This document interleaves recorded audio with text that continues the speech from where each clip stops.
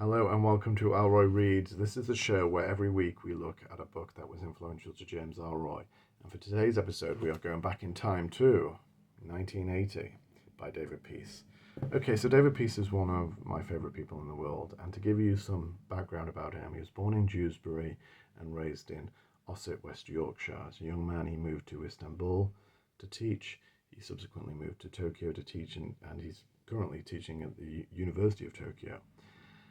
He began in Japan writing crime fiction, and early on he acknowledged James Ellroy as an influence. He even said, White Jazz was the Sex Pistols to me, and if anybody wants to write the greatest crime novel ever written, you've got to go out and write a novel that is better than White Jazz, because it really is that good. So David's first novels are known collectively as the Red Riding Quartet, 1974, 1977, 1980, and 1983. And they follow the lives of kind of interlocking characters, journalists, policemen, everyday people, as they kind of rub up against each other, and there's real crimes and there's fictional crimes that merge very, very skillfully together. So with 1980, the background is this: the Yorkshire Ripper murder investigation is in full flow. The Ripper is at the height of his campaign of terror. And Assistant Chief Constable Peter Hunter is brought in to investigate West Yorkshire Police, essentially investigate why they haven't made any progress in the investigation. Now, it's not an ideal job for any policeman, and Hunter is in bad ways emotionally because his marriage is burning down. He and his wife are under great strain because they're unable to conceive a child. And he finds himself, he has a little squad. He finds his work is consistently undermined by West Yorkshire Police, who use every trick in the book to get to him. And also, he begins to suspect that the police are using the Ripper as a convenient scapegoat to assign murders to him that were actually committed by other people, including possibly a policeman himself. And throughout, the milieu of the novel is incredible, because in some ways it's very, very dreary. Although Yorkshire is, now just a tourist hub, it's one of the most beautiful places in the world. But this is kind of a dreary 80s, the dawn of Thatcher's Britain. And John Lennon has just been killed. The Ripper seems completely uncatchable. We have snippets of real things happening in investigation. For instance, Wearside Jack, who was the hoax caller and letter writer who completely threw the police off track and made them focus the police investigation further northeast, and that probably cost the lives of several women.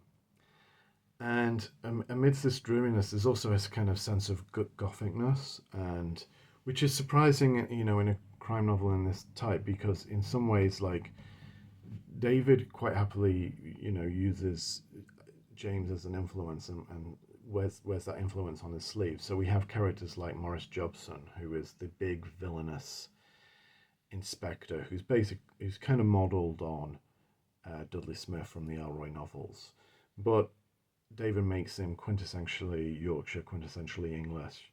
The LAPD, the West Yorkshire Police, institutionally, some of the methods of corruption are very, very similar, and yet in terms of the idiosyncrasies, David gets those down, absolutely right. But it's also kind of impressive just how Ellroy's influence on crime writing, you are able to transpose it to, perhaps an English setting with the Red Riding Quartet, or the story of the femme fatale, the feminine in Megan Abbott's novels.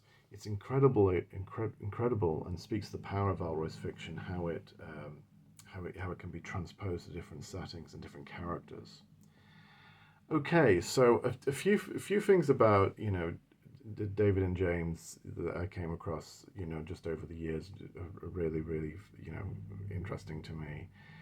David said he only sees Ellroy maybe like once every 10 years, but they have a great relationship. And one time David was interviewing for The Guardian, and Ellroy was kind of like bragging at the time about an extramarital affair he was having, because this was part of his kind of divorce tailspin.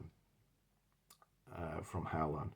And then halfway through the interview, he gets a phone call from his lover at the time, and his mood just completely changed. He went kind of very, very sour fast. So it kind of showed up like what all of that, tomcatting around town was kind of doing to him emotionally. But at the same time, he was hugely generous because there was another time David was in LA, and his publisher put him up in this pretty run-down motel in the rough side of town, and he said he was kind of scared to go outside of his motel. It was really kind of rough and dangerous. So he called up Ellroy. Ellroy came round. He's like, "Well, what the hell did you do with that publisher? What have you done to piss them off?" And all this. And he says, like, "Get in the car. We'll go to the Pacific dining car. I'll treat you to slap up lunch." And just made him feel good. It's very, very, very generous. And at the same time, they were going into the car park, and someone cut Ellroy off very, in a really kind of obnoxious way. And David said he could see Ellroy's hands on the steering wheel, controlling his anger, because he was really, really tempted to scream back or get out of the car or do something. But, he was addressing issues that he had at that time, and doing them, quite successfully. I first saw David in Belfast at it was called the States of Crime Conference. It was an academic conference in 2011, and he talked a lot about the Red Riding Quartet. Of course, his fiction has moved on a lot since then, because he's now writing the Tokyo trilogy, and he obviously writes brilliantly about Japan, having lived there for decades now. And he was talking a little bit about how, in retrospect, he thinks that maybe some of the violence and the brutality, particularly in 1974, in later novels it gets a bit more elusive. In this one, it's done very, very well, was a little bit over the top. And he was talking a little bit about this violence, and then he was on stage, and just as he's talking, outside the hall, a woman is walking a baby in a pram, and this baby was screaming at the top of its voice. I swear to you, I've never heard a baby scream so loud. I assume it's grown up to be a rock singer or something. Screaming, screaming, screaming. And it reached this kind of crescendo as David was talking. And he just ad-libbed. And he's read the book. And everybody just burst out laughing. It was just perfect timing. Because, he was talking about how the violence was kind of over the top. And when I met David, he's like, I told him about that States of Crime conference. I was like, "Do you remember that?" He's like, "No, I don't remember that," because that night I went on the town with Ewan McNamee, the Irish writer. He's just like, "Well, he can drink." And the next night I didn't remember anything whatsoever. So yeah, I've got loads of great stories with David and James with regards to these novels. I know he greatly admires them, and he greatly admires the television adaptations that came out of these.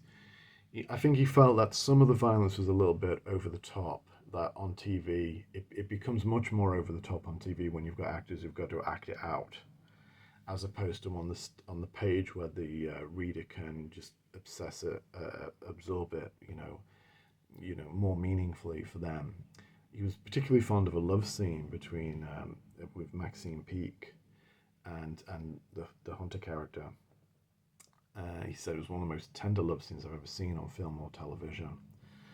And Ellroy was kind of really, really obsessed about Yorkshire for a while, and he was very, very interested in the Yorkshire Ripper murder investigation. He was watching the Netflix documentary.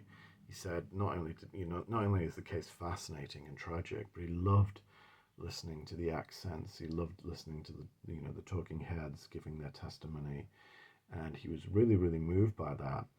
And then the recent quartet novels, Perfidia, This Storm. There was this thing about Dudley Smith. Actually, I know a lot of watchers of this show will hate where some of the recent quartet novels have gone, but I know that they still have their fans. But there was a lot of stuff about Dudley Smith in Britain, the Irish Revolutionary, in Britain, on the Yorkshire moors, being followed round by wolf that's part of his imagination, and kind of like baying on the moors, very Heathcliff, Wuthering Heights, just that Gothicism. He absolutely loves that about Yorkshire. And there was a time when he was dating a prominent British journalist, and he wanted to see moorland. He wanted to see English moorland, and she ended up taking him to Exmoor. And he said afterwards, "Oh, it was too beautiful. It was just a really beautiful sunny day in the West Country. I really wish we'd gone to the Yorkshire moors. I really wanted that mist. I wanted the whole thing. I wanted to be Heathcliff. He wanted to picture himself as Dudley Smith, you know, in the Yorkshire moors." And really, this novel, 1980, which is maybe my favourite of the Red Riding Quartet, really does that. David is a fantastic writer in his own right, but you can read the novels independently of having never read an Ellroy novel in your life. If you've read some Ellroy novels, they're even better. So I'd say, yeah, 1980. It's an absolutely fantastic novel. Okay, thanks for watching. I'll see you next time. Bye-bye.